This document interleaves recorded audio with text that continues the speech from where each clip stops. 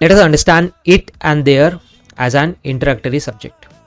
Now it and their when followed by the be form of the verbs then they are known as introductory subject. मतलब उनके बाद अगर कोई भी B form दी verb हम लिखते हैं तो उनको हम इंट्रोडक्टरी सब्जेक्ट बोलेंगे. तो फिर what are our real subjects? तो उनके बाद जो भी प्रोनाउंस हम लिखेंगे वही हमारे क्या कहलाएंगे? Real subjects. Correct. For example it के बाद हमने इट इज़ मी, इट के बाद हमने एक B form of the verb लिखा है तो इट हमारा क्या होगा? एक इंट्रोडक्टरी सब्जेक्ट. तो फिर हमारा रियल सब्जेक्ट क्या है? This pronoun. But the problem is that कि इस वाले प्रोनाउन को हमने ऑब्जेक्टिव केस में लिखा है which is wrong. Therefore this sentence is wrong.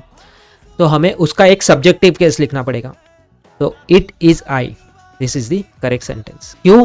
क्योंकि this I is the subjective case which is real subject. It was him, again it followed by the be form of the verb. Therefore this it is nothing but what? The introductory subject. Then our real subject is what? This pronoun. But again problem is that we have written this pronoun in an objective case which is wrong. Therefore our right sentence would be it was he, because this he is the subjective case which is the real subject. Now it takes singular verb and there takes verb according to the real subject. It के बाद हमेशा singular verb का use होगा and there takes verb according to the real subject. तो हमारा real subject if it is plural तो हमें plural verb लिखना पड़ेगा. अगर वह सिंगुलर है तो हमें सिंगुलर वर्ब लिखना पड़ेगा. Basic subject verb agreement. देखिए there was many players, here this sentence is wrong.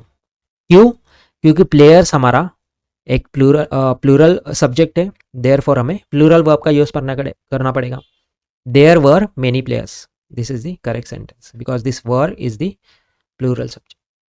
To understand full concept on it and there as an introductory subject, हमने एक related वीडियो का लिंक दिया है. You can watch it by clicking the link below. And please subscribe the channel. Happy learning. Thank you.